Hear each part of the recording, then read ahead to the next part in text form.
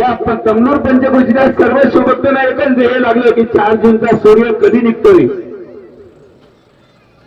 आणि 4 जूनला आपल्या डोळ्यानं कसं पाहावं, जे माऊलीचा आनंद आणि ते बसवलिंग माऊलीनं करून घेत आहेत.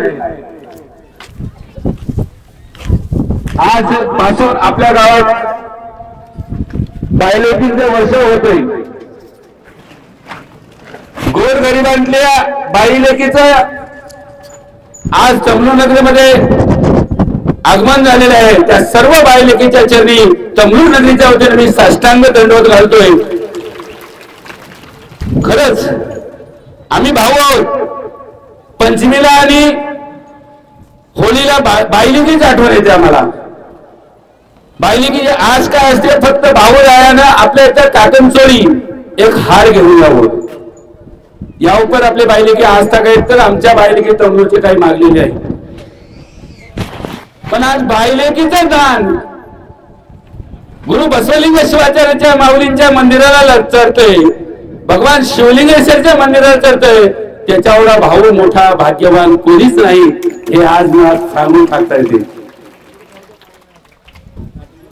आई वडिलांच्या शेवटच्या श्वासापर्यंत जे माऊली पदर घेऊन रडतोय ती म्हणजे बाईलेकी. पण आज बाईलेकीनं एका आईचा गौरव करतोय, हे आमच्या तमनूर नगरीसाठी खूप मोठं भाग्य आहे. गेल्या 15 दिवसापासून अनेक माऊलींचं या रौप्य महोत्सव तुला सोहळ्यासाठी फुल नाही फुलाची पाकळी देत आहेत. ज्यांच्या त्यांच्या कुळतीप्रमाणे आर्थिक नियोजनाप्रमाणे देत आहेत. पण माऊलीला माझी एकच विनंती करतो, ज्यांनी दिले त्यांना तर तुमचा आशीर्वाद राहिलं, ज्यांनी या दानापासून वंचित राहिलं त्याही माऊलीला तुमचा आशीर्वाद राहावं एवढीच विनंती गुरु शिवानंद शिवाचार्य माऊलीला विनंती करतो. राहिला प्रश्न उद्याचा आणि परवाचा जबाबदारीचा प्रश्न आहे. उद्याचं आणि परवादीचं नियोजन माझ्या तमनूर नगरीतल्या लहान दोर मंडळाला कळकळीची विनंती करतो. काही गैरसमज होत असेल तर कृपया करून काढून टाका. हे कार्यक्रम आप्पाजीचं नाही, हे कार्यक्रम तमनूरच्या वैभवशाली शिखराचा आहे. आंध्र, महाराष्ट्र, कर्नाटक 4 राज्यांचे शिष्यमंडळी इथं माऊलीची इथे येणार आहे उद्या 4 तारखेला. त्यांच्या सेवेमध्ये तमनूर नगरी आज तागायत सज्ज आहे, इथोही पुढे राहते आणि उद्याच्या 4 तारखेला देखील राहणार. हे 100% मी माऊलीच्या साक्षीने शब्द देतोय. ज्यांना ज्यांना जे जे काय सेवा करायची आहे, अन्नदानाचं खूप मोठं सेवा आहे. 10 ते 12 हजार लोकांचं नियोजन माऊलीने करत आहेत, आम्ही नाही, माऊलीने करत आहेत.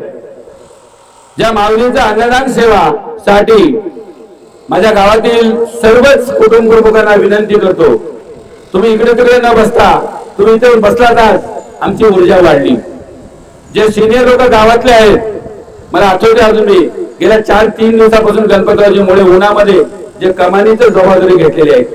प्रत्येक समाजाचं कमान स्वागतासाठी गुरुमाऊलीला व्हावं असायची त्यांची तीव्र इच्छा होती.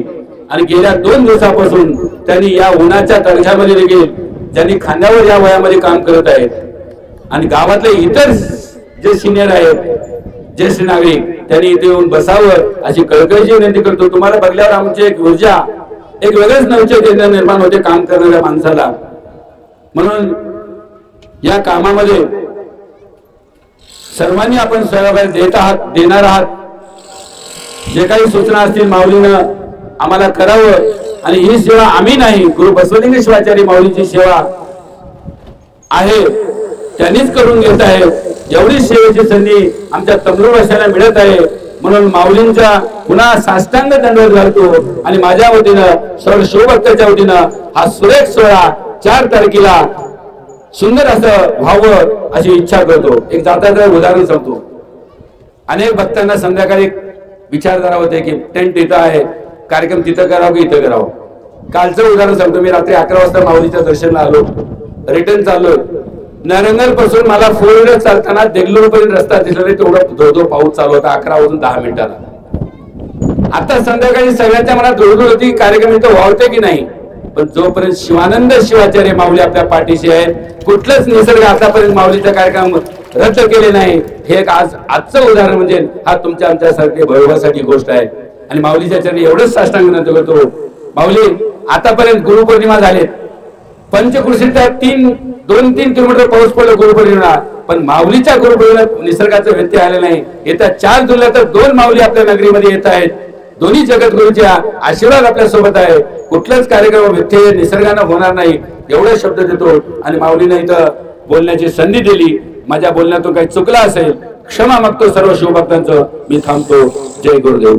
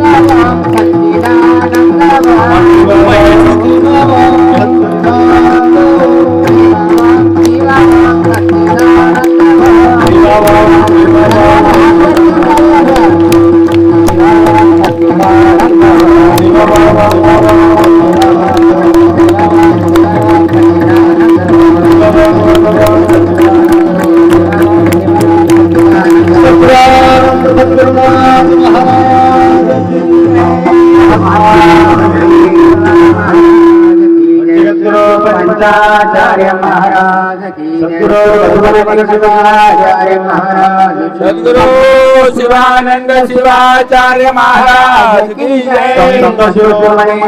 स्वामी महाराज की जय. शिवलिंगेश्वर भगवान की जय. त्रैलोक्य संपदानायक समल्लेखन विद्ये सच्चिदानंद रूपाय शिवाय ब्रह्मणे नमः.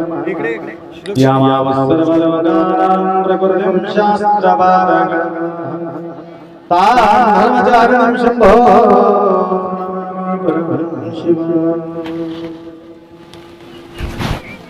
वागर्थविव संपृक्तो वागर्थ प्रतिपत्तये जगतपितरो वंदे पार्वती परमेश्वरौ. त्रिकालवंदनीय प्रातस्मरणीय पूज्य गुरुवर्यांचं स्मरण करो, तुम्हा सर्वांचा साक्षी स्वरूप शिवाचं स्मरण करो.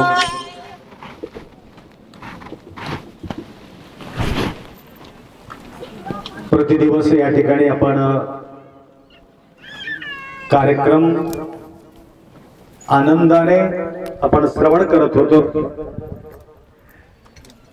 गर्मीचा अभाव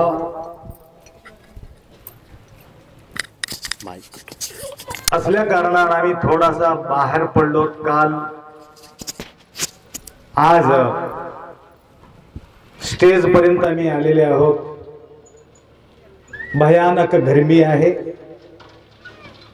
4 थेंब अंगावर पडलं तरी बी गरमी निघून जाऊ शकते. काही टेन्शन घ्यायचं गरज नाही. पाणी पाणी म्हणून तरसू लागलेले आहेत दिल्ली वगैरे. दुपारीच्या वेळा फवारा करू लागले सगळ्यांना. रोडावर फिरणाऱ्या लोकांवर फवारा चालू आहे बर्फाचा. सांगायचं तात्पर्य, माऊलीचा पुण्यस्मरण निमित्त जगद्गुरुवर्यांनी सांगितले त्या दिवशी रिझल्ट आहे, आपल्या कार्यक्रमाला व्यत्यय होईल असे काही गोष्टी माऊली सांगितले होते. मी म्हटलं त्या दिवशीच माऊलीचा पुण्यस्मरण आहे, त्याकरता कार्यक्रम 4 तारीखलाच व्हायलाच पाहिजे असं म्हणून महाराजांना आम्ही सांगितलं. तर महाराजांनी येण्याचे आदेश दिलेले आहे. तर या मंगलमय प्रसंगी वैभवपूरित कार्यक्रम पार पडत आलेले आहेत. आज विशेष करून भजनी मंडळ मलकापूरचे उपस्थिती झालेले आहे. तर गावातील भक्तांना असं वाटते हे फक्त माता मंडळीचा कार्यक्रम आहे म्हणून ते निवांत बसलेले आहे का असं आम्हाला वाटते. फक्त महिला मंडळाचा कार्यक्रम आहे, आमचा काय कार्यक्रम आहे का असं त्यांना असं वाटत असेल. परंतु हे आपला सर्वांचा गावाचा शोभा आहे म्हणून तुमचा सर्वांचा उपस्थिती लाभणं गरजेचे आहे. कलियुगाच्या अंतकाळामध्ये मोक्ष कोणाला मिळते म्हटलं तर माता मंडळीलाच मोक्ष मिळते म्हणून आख्यायी आहे. म्हणून कलियुगाचा अंतकाळामध्ये बघा, कुठेही सत्संगामध्ये बघा तुम्ही 75% माता असतात, 25% पुरुष असतात. तरी आपल्या कलश आरोहणासाठी आजच बरस बैलेकी आपल्या तमलूर या गावी उपस्थिती झालेली आहे. तेवढंच नसून फार लांबून लांबून सुद्धा माता या ठिकाणी आलेले आहेत. आदिलाबाद डिस्ट्रिक्टहून आलेले आहेत. आज दुपारी नगरहून माता आलेले, नगर अहमदनगर. त्या अहमदनगर मातांचा आमचा कसं ओळख म्हटलं, काय आमचे ते शिष्य नव्हते, त्यांचे काय आमच्या पूर्वी परिचय बी नव्हते. तर यूट्यूबच्या माध्यमातून आमचा परिचय माताजी करून घेतली. यूट्यूबच्या माध्यमातून किती छान सांगता आप्पा तुमचं प्रवचन, मला किती समाधानकारक आम्हाला ऐकू वाटते, फार आनंद वाटते असं म्हणून माताजी 4-5 वर्षापासून आमच्या कॉन्टॅक्टमध्ये आहेत. तर कपिलाधारला सुद्धा त्यांच्या आगमन होत असते. तरी पूर्वी आमच्या या कार्यक्रमाला त्यांनी 15,000 रुपये आम्हाला देणगीच्या रूपाने दिले होते पूर्वी. आता आपल्या या कार्यक्रमासाठी दुपारी येऊन दर्शन घेतले, अजून 11,000 रुपये या ठिकाणी अर्पण आजच्या दिवशी केलेले आहेत. बघा, ಎತ್ತಣ ಮಾಮರ ಎತ್ತಣ ಕೋಗಿಲೆ ಎತ್ತಣಿಂದೆತ್ತ ಸಂಬಂಧವಯ್ಯ, ಬೆಟ್ಟದ ನೆಲ್ಲಿಕಾಯಿ ಸಮುದ್ರದ ಉಪ್ಪು ಎತ್ತಣಿಂದೆತ್ತ संबंधवಯ್ಯ. गुजरातून फोन आले, बड़ोदराहून. गुरुजी आपका कार्यक्रम चालू है, आप हमारा पास आकर के एक दिन मुक्काम किए थे म्हणून त्यांनी फोन केले. मी गुजरातला गेले तेव्हा त्यांच्याकडे मुक्काम होतं. एक मुक्काम आपल्या शिवलिंगरावजी तोरणे यांच्या मुलाकडे त्या ठिकाणी मुक्काम होते की का फक्त पूजा करून गेलो मला आठवण नाही. एक मुक्काम त्या ठिकाणी होते. तर त्यांच्या मुलाचं ड्युटी त्या ठिकाणी होतं, एक मुक्काम त्यांच्याकडे होता. आणि ते यूट्यूबच्या माध्यमातून कंटिन्यू मध्ये त्यांच्या ऐकणं चालू आहे. काल मला दुपारी त्यांनी फोन केले, आपने बहुत बड़ा कार्यक्रम रखा हुआ है, हमारा वास्ते कुछ सेवा है तो आप बोलना चाहिए असं म्हणून त्यांनी सांगितलं. मी म्हटलं आपका दिल से जो देना है आप वहां से अकाउंट में डाल सकते हो असं म्हणून त्यांना मी सांगितलं. सांगायचं तात्पर्य, किती लांब लांबून लोक या ठिकाणी कॉन्टॅक्ट मध्ये आहेत, नाशिकहून कॉन्टॅक्ट मध्ये आहेत. नाशिकहून परवा 2 व्यक्ती आले होते, आलूरला जावई येते. बराच वर्ष त्यांना संतान नव्हते. अचानक वागदरीला मी आंघोळीला गेलो होतो. 10-15 वर्ष त्यांना संतान नाही. आणि वागदरीला आंघोळीला गेले तेव्हा त्यांनी म्हटलं, आप्पा बराच वर्ष झाले, दवाखाने वगैरे सगळं करून बसलो, तर काय करावं. वागदरीला आला ना तुम्ही, वाघच तुमच्या पोटी जन्माला येईल, काही टेन्शन घेऊ नको म्हटलं. दुसऱ्या वर्षी त्या मुलाला घेऊन आले, बघा वाघ जन्मले म्हटलं. म्हणजे उगाच सहज बोलून टाकलो, परंतु त्या ठिकाणी त्यांच्या आता 10वीला मुलगा आहे, परवा त्या मुलाला घेऊन आले होते. तर काही देणगीच्या माध्यमातून त्यांनी आम्हाला अर्पण केलेले. म्हणजे मला पूर्वीचे जे परंपरागत असलेले शिष्य परंपरा मी ठेवलेले नाही, त्यांच्या लिस्ट मी ठेवून शकलेले नाही, कारण त्यांचे ओळख मला काही नाही. आप्पांचे जे शिष्य होते, काही काही मोजके शिष्य मला येऊन भेटतात, आप्पांजवळ मी अनुग्रह घेतलेले आहे म्हणून. परंतु आम्ही मठाला आल्यापासून आमच्या सानिध्यात जे आलेले जे नवीन पिढी जी आहे, भक्तीचा संबंध, प्रेमाचा संबंध असलेले शिष्य, आणि ज्या ज्या ठिकाणी तुम्ही पाऊल ठेवता त्या त्या ठिकाणी आपल्या प्रती असलेली त्यांच्या निष्ठा तुम्हाला त्या ठिकाणी पाहायला मिळालं. जे जे काही 4-5 व्यक्ती त्या ठिकाणी गेले होते, प्रत्येक ठिकाणी प्रतिसाद त्यांना दिलेले आहेत. फक्त बसल्या ठिकाणी 5-6 व्यक्तींना आम्ही कॉन्टॅक्ट केलो, परंतु 5-6 व्यक्ती या आपल्या कार्यक्रमाच्या व्यवस्था त्यांनी या ठिकाणी केलेल्या आहेत. आता जे तुम्ही पाहत आहात, तिथं बसून मी बोलत होतो, थेंब तर नाही ना वरी, बोलत होतो. आणि या आमच्या उजव्या बाजूला हे जे टेंट मारले ना, ह्याच्यापेक्षा मोठा मंडप त्या ठिकाणी होणार आहे, ह्याच्यापेक्षा मोठा मंडप. जवळजवळ 15,000 भक्त त्या ठिकाणी बसून आपला प्रवचन, नंतर जोडाजोडीचं लग्न त्या ठिकाणी व्हावं. आपल्या देगलूर तालुक्यामध्ये असल्या मंडप तुम्हाला पाहायला मिळू शकत नाही. असा भव्य दिव्य असा हा मंडप त्या ठिकाणी बाजूला निर्माण होणार आहे. आम्ही इथंच करण्याचा संकल्प होता, मंदिराचा समोरच मंडप करावा म्हणून. नंतर आम्ही विचार केलो, मंदिराचा समोर ओपन प्लेस राहणं जरुरी आहे, आणि त्या ठिकाणी केलं तर येणाऱ्या जाणाऱ्या भक्तांना काही अवघड होत नाही. तर टोटल 7 एकर जमीन फक्त या संपूर्ण टोटल कार्यक्रमासाठी त्या ठिकाणी आपण नियोजन केलेले आहे.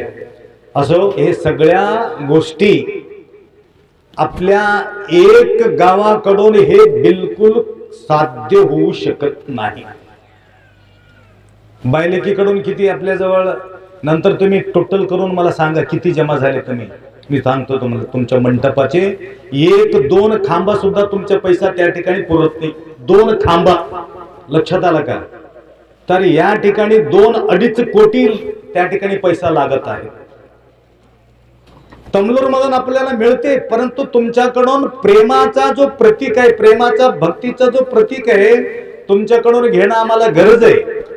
परंतु तुमच्यावर आम्ही नाराज नाही, परंतु गावात असून सुद्धा एवढा मोठा भव्य कार्यक्रम होत आहे, तुमचा उपस्थिती लाभत नसेल. अजून सुद्धा ते मंडप कुठं आहे?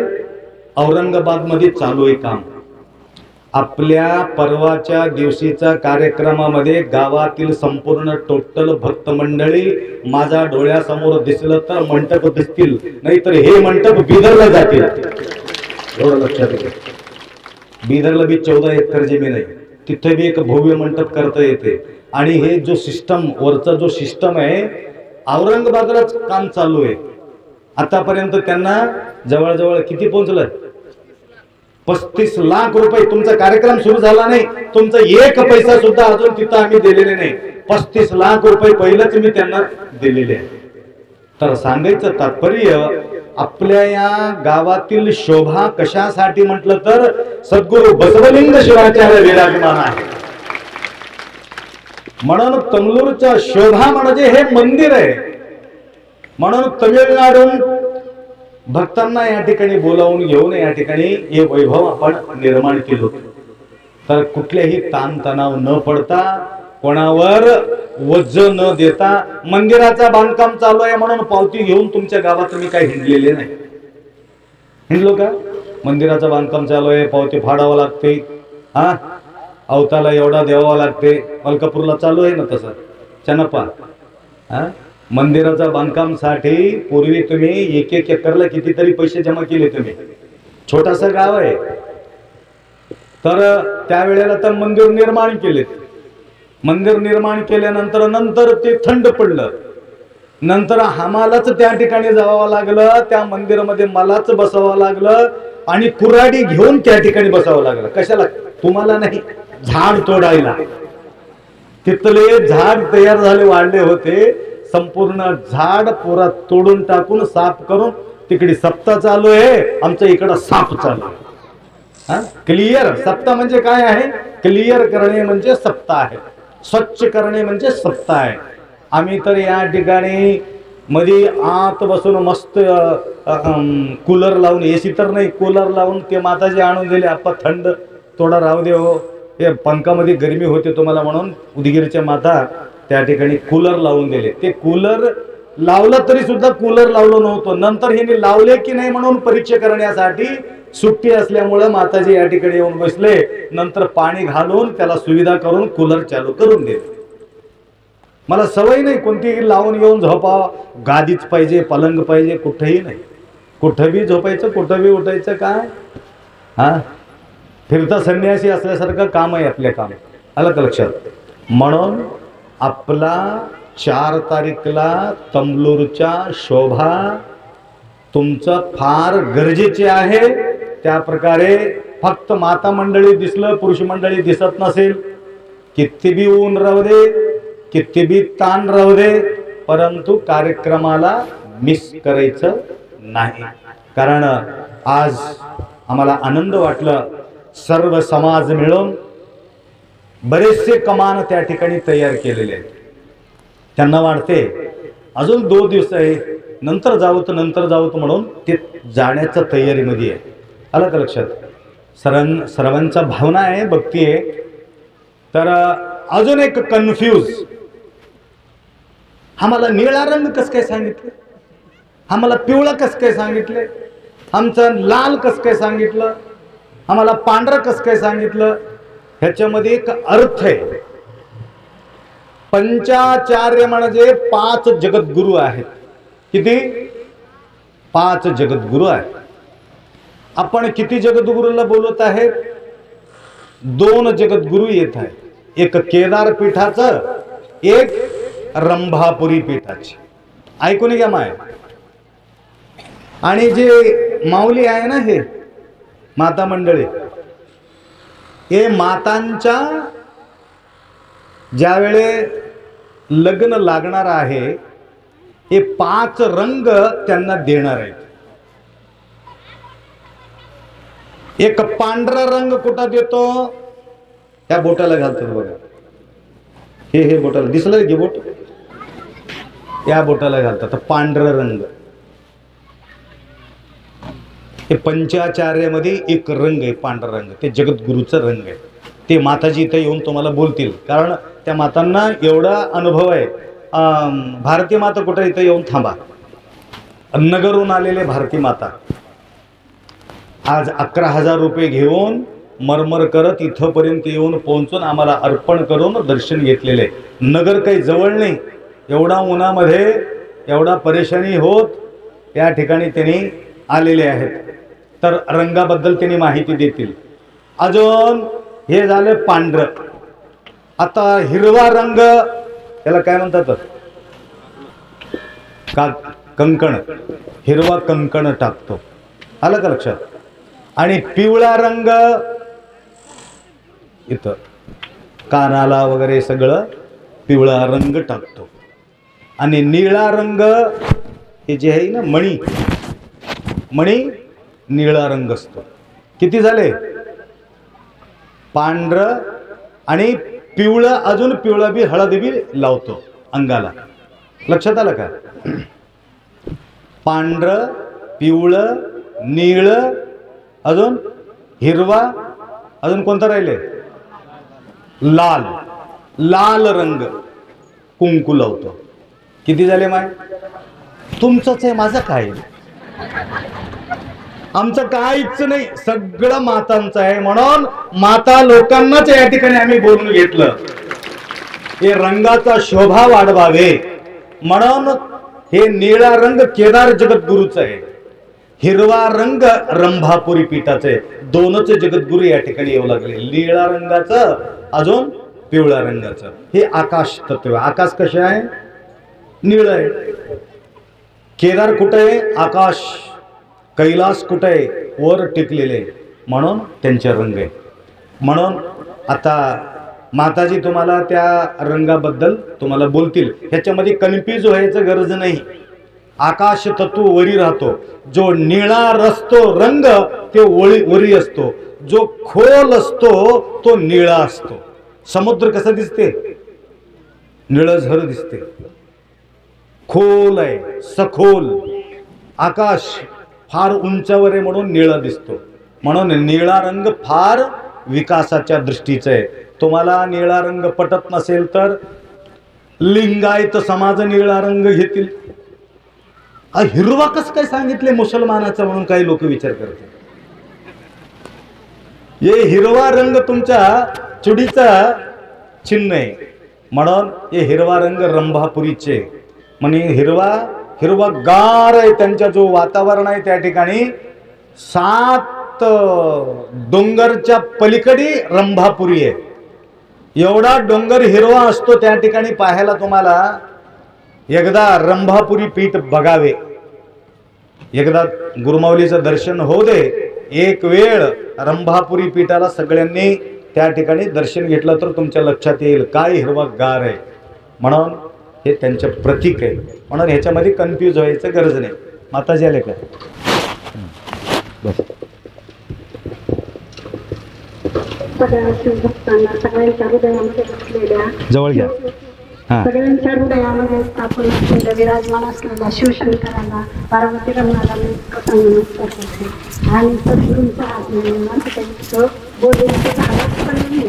पंचानन तनुभूतानं पंचाक्षर पडतमा पंचसंतो कृतो वंदे पंचाचार्यं जगद्गुरु.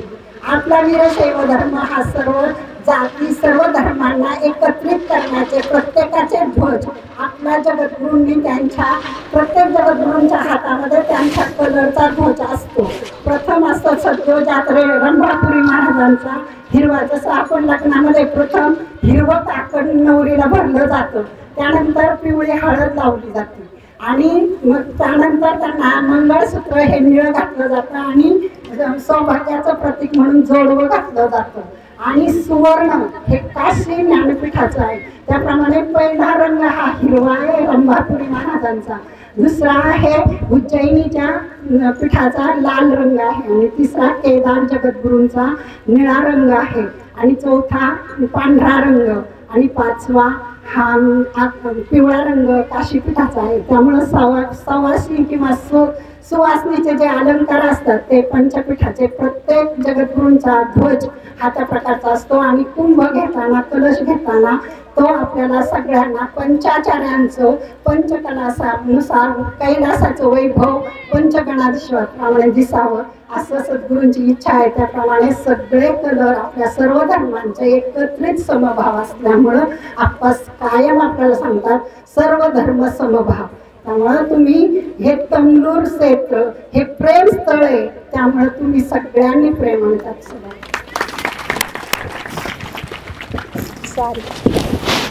शब्द किती छान होतात त्यांचे.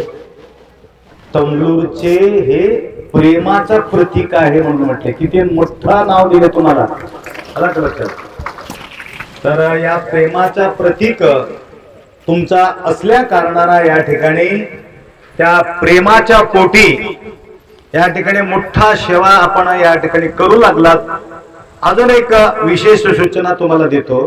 एक मला सूचना देणं म्हणजे येणारे जे जगद्गुरु आहे केदारचे, त्यांच्या हातामध्ये निळ्या रंगाचा झेंडा असतो. लक्षात आलं का? कोणता रंगाचा? आणि तुमच्या डोक्यावर निळा रंग दिसला तर जगद्गुरु म्हणणार वाह माझा शिष्य आहे म्हणून त्याला वाटणार. आणि लाल रंग तुम्ही एखादी केला असला तर ते जगद्गुरु नाहीच. फक्त 5 रंगाचा तुम्हाला सूचना दिलेली आहे. हिरवा रंगाचा येणार आहे. रंभापुरी पीठाचे जगद्गुरूच्या हातामध्ये झेंडा कोणती राहणार आहे माहिती आहे का? हिरवा रंगाचा झेंडा राहणार आहे, भगवा रंगाचा नाही.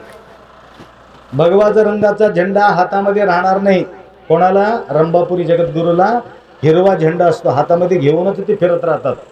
हिरवा झेंडाचा दंडा आणि त्यांच्याकडं निळ्या रंगाचे झेंडाचे दंडा. सांगायचं तात्पर्य आपल्याला 2 कशाला सांगावं? पंचाचार्य जगद्गुरु म्हणून 5 रंग तुम्हाला मी सांगितलेले आहे. ह्याच्यामध्ये भेदभाव न मानता आकाश कुठं आहे? वरी आहे. आमचा कलश कुठं राहतो? डोक्यावर असतो. डोक्यावर नारळ असतो. नारळावर ब्लाउज पीस असते, म्हणजे आकाशावरती ते असते. तर तुम्हाला ह्या 5 रंगामध्ये जे रंग तुम्हाला आवडतील ते रंग तुम्ही डोक्यावर घेऊन या. अजून ह्याच्या अतिरिक्त मी काय सांगू शकत नाही, कारण माहिती नसल्यामुळं तुम्हाला कन्फ्यूज होऊन जाते. हे रंग कोणाचा घरचा नाही, आपल्या शरीरातील रंग आहे. लक्षात आलं का? आधार चक्राचं, स्वाधिष्ठान चक्राचं, मणिपूर चक्राचं, अनाहत चक्राचं, विशुद्ध चक्राचं, आज्ञा चक्राचं हे रंग आहे. पृथ्वी, अप, तेज, वायू, आकाश, 5 तत्व. 5 तत्वामध्ये 5 जगद्गुरूचा काय झालेले? जन्म झालेले. पंचमुख आहे. कोणाला? कोणाला पंचमुख आहे? ईश्वराला पंचमुख आहे. भगवान शंभूला पंचमुख आहे. अघोर, तत्पुरुषा, वामदेवा, ईशान्य, अजून सद्योजात. आपण म्हणतो ना हे 5 पंचब्रह्म मंत्र आहे. हे 5 मंत्रापासून 5 जगद्गुरु 5 मुखापासून त्यांचा जन्म झालेले. सतयुगामध्ये जन्म आईचा पोटी ते जन्म घेत नाही. माय सतयुगामध्ये आईचा पोटी जन्म घेत नाही. प्रत्येक युगायुगामध्ये त्यांचा जन्म होतो. त्या दिवशी मला बोलायला वेळ मिळत नाही म्हणून आज तुम्हाला सांगू लागलो. त्या दिवशी जगद्गुरूच बोलणार आहे. माझ्या गोष्टी कसं जमणार आहे त्या दिवशी? तरी सुद्धा एक 5 मिनिटं बोलतील. तर सतयुगात जगद्गुरु आईचा पोटातून जन्म घेत नाही, डायरेक्ट पिंडीतून ते जन्म घेतात. आता इथून जवळ आहे. आता सध्या त्या ज्या लिंगातून ते जन्म घेतले रंभापुरी जगद्गुरु इथं जवळ आहे. आपल्या मंडळी सुंकणीचे लोक आणि मलकापूरचे अजून आजूबाजूचे काही भक्त चलत जातात तिथं. कुठं? कोल्हानपाकू, कोल्लीपाकू. कोल्हानपाकूला सिद्धिपेठ जवळ कोल्हानपाकू आहे. त्या ठिकाणी त्या लिंगापासून उद्भव झालेले जगद्गुरु. म्हणून सेंटरच्या फोटोमध्ये तुम्ही बघा लिंग आहे. लिंगावर मधून ते जगद्गुरु निघालेले आहे. आणि युगयुगापासून त्यांच्या परंपरा आलेले सतयुग, त्रेतायुग, द्वापार युग आणि कलियुग. आता कलियुगामध्ये जन्म घेतलेले आता येणारे जगद्गुरु कलियुगातले जगद्गुरु आहेत. प्रत्येक युगामध्ये त्यांचे अवतार होत असते. फक्त आत्ताच जगद्गुरु असं समजून घेऊ नका. अनेक युगयुगामध्ये त्यांचे अवतार होत असते. ते अवतार घेऊन या ठिकाणी आमच्या तमलूर पर्यंत, केदार आणि रंभापुरी तमलूर पर्यंत ते जगद्गुरूंचा आगमन या ठिकाणी होत आहे. साक्षात शिवाचा अवतार ते घेऊन आपल्यापर्यंत येत आहे. आणि त्यांचा पल्लक्की उत्सव सुद्धा या ठिकाणी होणार आहे साजरी. तर आपल्या या एरियामध्ये पहिल्यांदा गुरु महाराजांचं आगमन होत आहे हे तुम्हाला सूचना देत आहोत. घराच्या वरती मी बारामतीला गेले तेव्हा प्रत्येकाच्या घरावर ते फुलाचं काय म्हणतात त्याला, कुंड फुलाचं कुंड ठेवून त्या कुंडामध्ये सर्व प्रत्येक नाना प्रकारचे झाडं, फुलाचे झाड लावतात प्रत्येकाच्या घरावर. आणि ते फूल विकत घेणं कमी, परंतु त्या ठिकाणी तर भरपूर फुलं त्याला मिळतात. आणि एक माता बेलाचं झाड लावले होते त्या कुंडामध्ये. मी बोललो हे बेलाचं झाड, हो 2-2, 3-3 पानं भेटलं तरी बस अप्पा, आम्हाला बेलाचं झाड दररोज पूजाला होते. मी म्हटलं ते कसं सांभाळता माय? काय नाही, आपण दररोज आपण पूजा करतो आणि पूजा करता वेळेस एक मोठा पाताला घेतो, त्या पाताळेवर जास्त अभिषेक करतो लिंगाचे. अभिषेक झालेले सगळं पाणी त्या सर्व फुलाच्या झाडाला दररोज पूजा झाल्याबरोबर ते एक माझा पूजाच होते. म्हणजे तुमच्या लक्षात येण्यासाठी मी बोलू लागलो. तर आम्ही त्या ठिकाणी झाड लावलो, कुंड ठेवलो आणि पाणीच टाकणं गेलो तर हिरवागार राहील का ते? हिरवागार राहण्यासाठी काय करावं लागेल? हा, पाणी टाकावं लागेल. तसं आमचं आयुष्य हिरवागार राहायचं असेल तर गुरुच्या सानिध्यात अशा प्रकारे सेवा करावा लागेल, तरच तुमचं जीवन हिरवागार राहील. नाही तर पुढे आहे बहु दगा. सेवा करणं जरुरी आहे. आणि धर्म कार्यामध्ये काही ना काही सेवा केल्याशिवाय आपल्या जीवन सुगम होत नाही. धर्म रक्षिती रक्षितः. धर्म हा तुम्ही रक्षण केलं, धर्म तुम्हाला रक्षण करू शकतो.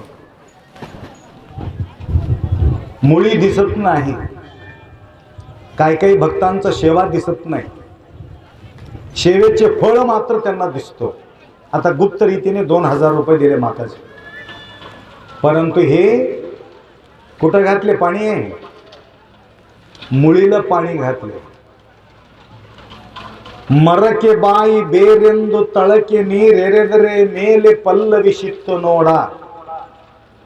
ಮರಕೆ ಬಾಯಿ ಬೇರೆಂದು ತಳಕೆ ನೀರೆರೆದರೆ ಮೇಲೆ ಪಲ್ಲವಿಸಿತ್ತು ನೋಡ. झाडाचा फळ आम्हाला मिळवायचं असेल तर काय करावं लागेल? बुडाला पाणी टाकावं लागेल. देव म्हणजे झाड आहे, लक्षात घ्या तुम्ही. देव म्हणजे काय आहे? झाड आहे. गुरु म्हणजे बूड आहे. आणि गुरु बूड आहे, देव झाड आहे, बुडाचा आधार मुळी आहे. त्या मुळीला दानाच्या रूपाने तुम्ही देणगी त्या ठिकाणी मुळीला टाकलं तर बूड मजबूत होईल, नंतर फळ व्यवस्थित देतील. आता डायरेक्ट आम्ही तसं करत नाही. आम्ही डायरेक्ट कसं करतो? देवाजवळ जातो, देवाला पाय पडतो, देवाला नैवेद्य दाखवतो, दर्शन घेतो, नंतर त्यांना मन्नत मागतो. देवा माझा भाग्य उदयाला येऊ दे, मला संतान नाही संतान हो दे, किंवा काय काही अडचणी दूर हो दे. कुठं कुठं म्हणतात? तिथं जाऊन अभिषेक बी करतो, तिथं जाऊन मागणी बी टाकतो. तर देव म्हणतो माझा अंगावर पाणी टाकून मतलब नाही माय, म्हणतो. ते ऐकू येणं तुम्हाला. पाणी कुठं टाकावं तुला माहिती नाही, तर माझा बूड म्हणजे सद्गुरू आहे, माझा मुळी म्हणजे सद्गुरू आहे. मला किती खाऊ घातलं तर मी खाणार नाही, किती बी पोळे ठेवा ते तसंच राहणार आहे, मुंगे लागणार आहे.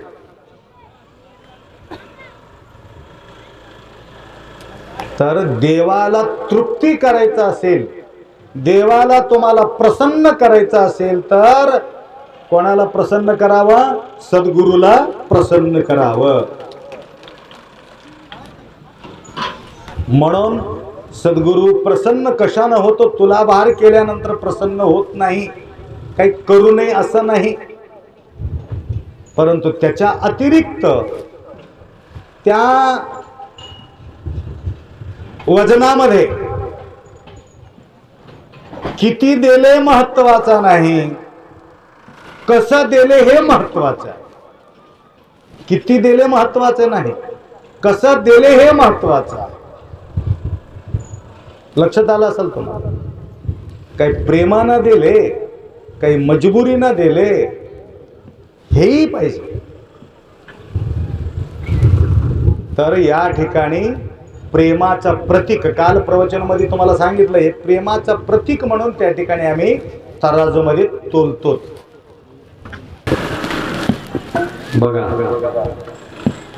आपल्या गावातील एक मोठा योगदान आम्हाला लाभलेले एक व्यक्ती, यांच्याकडून काहीतरी सेवा होतील म्हणून आम्ही विचार केलो, परंतु त्या ठिकाणी येऊन त्यांनी सांगितले, तुमच्या कारागिरी लागणार नाही, तुमचा कुठल्याही व्यक्ती लागणार नाही, आमचंच व्यक्ती येईल. माझा समाधानकारक असलेले दगड मी या ठिकाणी बसविणार आहे म्हणून भारी भारीचं ग्रॅनेट आणून तुमचं तोंड दिसावं त्या मंदिरमध्ये, अशा प्रकारचे दगड त्या ठिकाणी मंदिराचं, दोन मंदिरामध्ये त्यांनी सेवा केलेली आहे.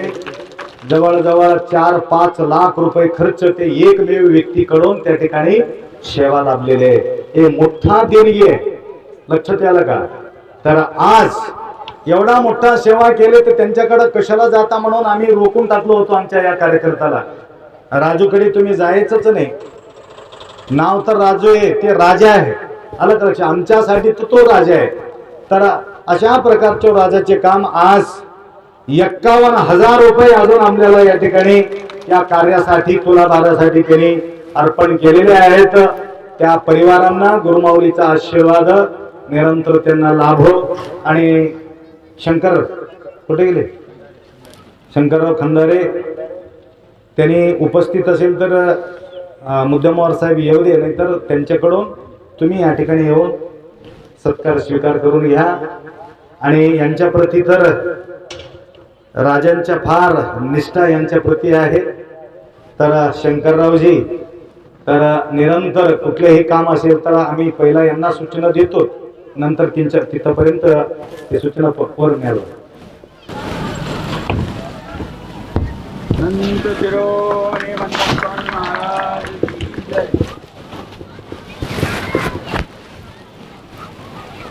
आपल्याला सेवा करणारे असे आहेत. तुम्हाला मी म्हणत होतो, फक्त माताजी म्हणाले तमलूर म्हणजे हे प्रेमाचा प्रतीक आहे. जास्त काही सांगायचं गरज या ठिकाणी उरलेले नाही. आणि हे प्रेम तुम्हाला 4 तारीखला दाखवून द्यायचं आहे.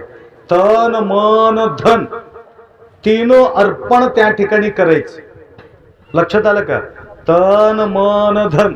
आतापर्यंत धन पोहोचलं, मन बी आतापर्यंत तुमच्या माता मंडळीचं पुरं पोहोचलं.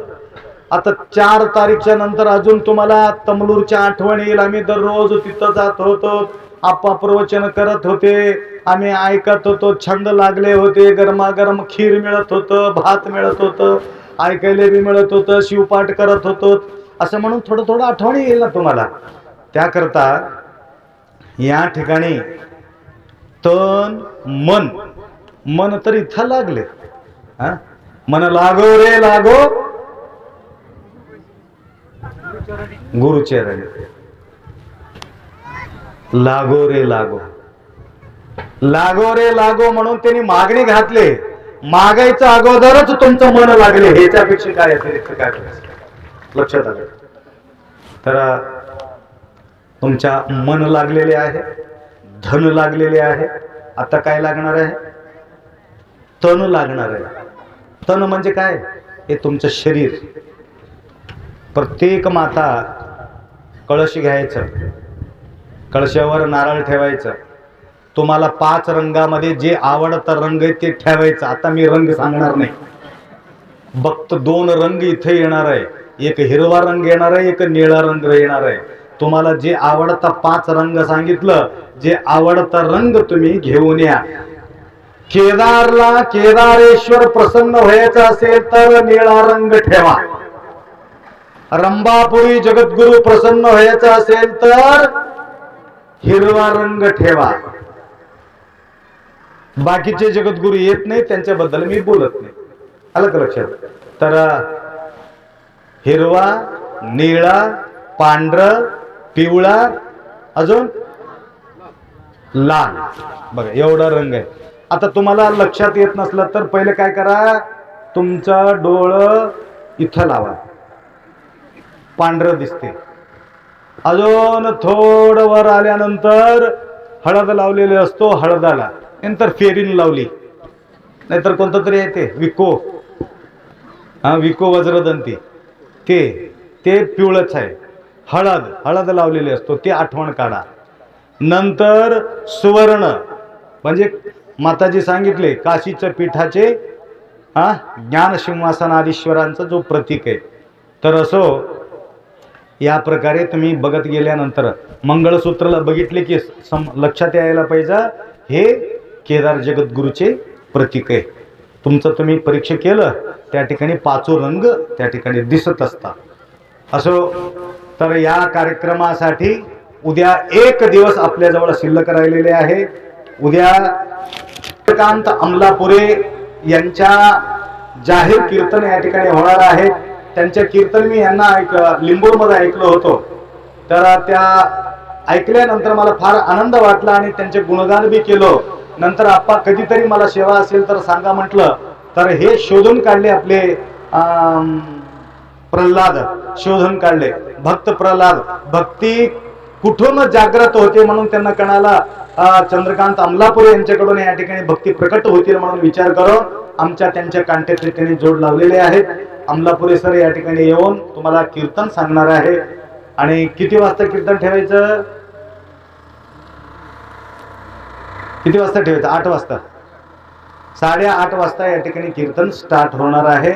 आणि इथंच प्रसाद राहणार आहे. इथंच जेवायचं, इथंच बसायचं, इथंच ऐकायचं. लक्षात आलं का?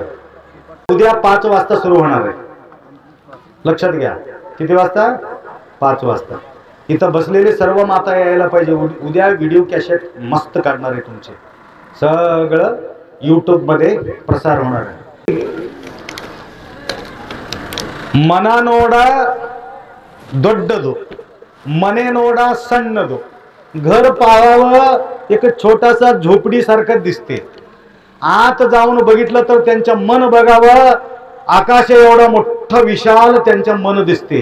त्या प्रकारे आपले जो आबादीमध्ये असणारे जे भक्त त्यांच्या बायलेकी, आम्ही काय बायलेकी नाही आप्पा तुमचं, आम्ही काय सेवा करू नये का आप्पा असं म्हणून ते आम्हाला येऊन विचारले.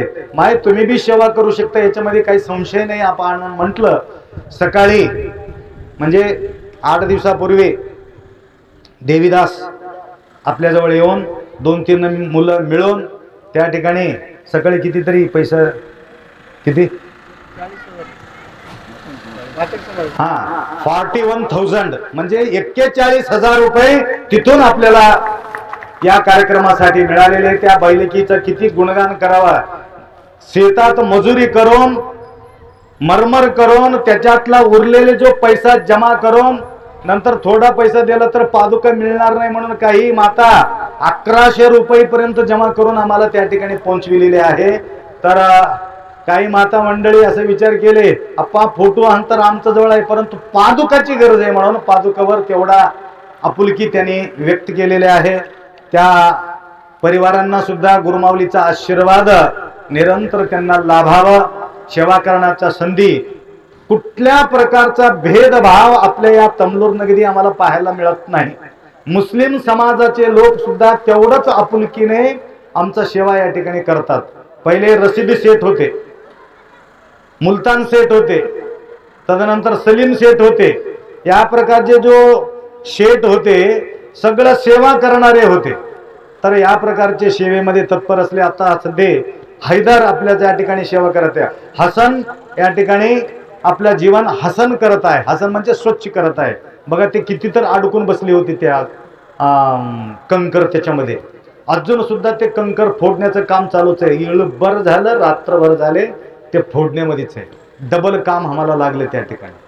असो, तर सांगायचं तात्पर्य त्याच्यामध्ये ते लाईटचा जो सुविधा करणारे पाशा मिया या ठिकाणी भरपूर त्यांचंही सुद्धा योगदान भरपूर आम्हाला लाभतो.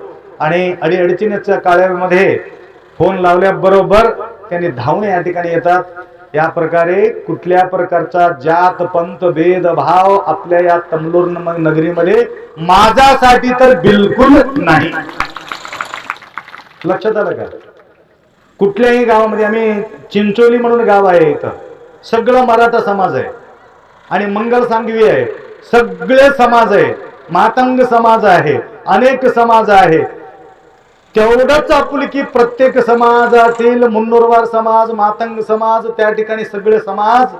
परंतु त्या लोकांना विचारलं तर ते लोक म्हणतात तमलूरची आप्पा आमची आहेत. प्रत्येक व्यक्ती ते भावना व्यक्त करतात. हे भावना कशासाठी? आम्ही त्यांनाच तेवढंच प्रेमानं आम्ही बोलतो, म्हणून तेवढंच प्रेमळ भाव आमच्या प्रति ते जागृत करतात. ते माताजीचं, ते लक्ष्मीच्या बद्दल तुम्हाला बोललेले आहे. त्या गावामधून आबादीपर्यंत आम्हाला फुलाच्या अंतरणा घालून मला त्या झोपडीपर्यंत त्यांनी घेऊन गेले. आप्पा, आम्ही वातावरण आमचं बिघडलेले असते, खाणारे पिणारे आम्ही गलीज राहतो, परंतु मी दीक्षा घेतलेले, मी कधी बाटलेले नाही. परंतु माझ्या घरी तुमचा पाऊल ठेवण्यासाठी या घरामध्ये तुम्ही मी पाऊल ठेवू नका म्हणून नवीन 2 लोड विटीर आणून रचून त्याच्यावर नवीन पत्रा घालून गायचं शेणानं संपूर्ण सारून नंतर तिथं घरामध्ये घेऊन जाऊन माझा पालपूजे करून ते पाठवून दिले. ते माताजी, विचार करा किती भाव पवित्र असेल, विचार करायची गोष्ट आहे. म्हणजे बहिरंगाच्या वातावरण सुद्धा माऊलीला टचिंग होता कामा नाही, एवढं क्लिअरिटी वागणारे लोक आहेत. म्हणून या आमच्या परिसरामध्ये तुमचंही सुद्धा आचार विचार या ठिकाणी दिसायला पाहिजे. त्या प्रकारे तुम्ही वातावरण स्वच्छ ठेवा. आणि त्या देवीदास गड्डमवार यांनी आपल्या या कार्यक्रमासाठी 60 किलो रवा उद्यासाठी आणि काय 3 गुळाची मुद्री, 3 गुळाचा भेली, अजून आणि त्याला लागणारा खोबराचा पावडर, त्याला काय म्हणतात मला माहिती नाही. खिस कशाला करायचं म्हणून पावडर म्हणतो. मलकापूर 38,800 रुपये. Oh,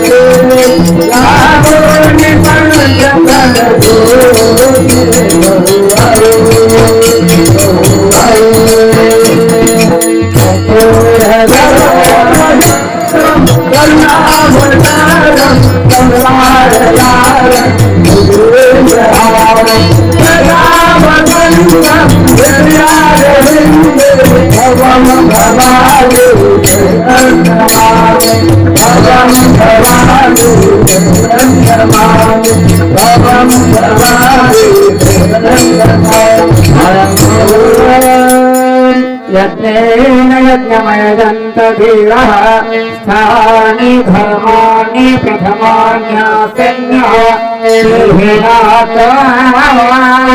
महिमान्यः सचन्तयत्र पूर्वे साध्यः सन्तदेवः इति विरुक्तमन्दा पुष्पाञ्जलि समर्पयामि।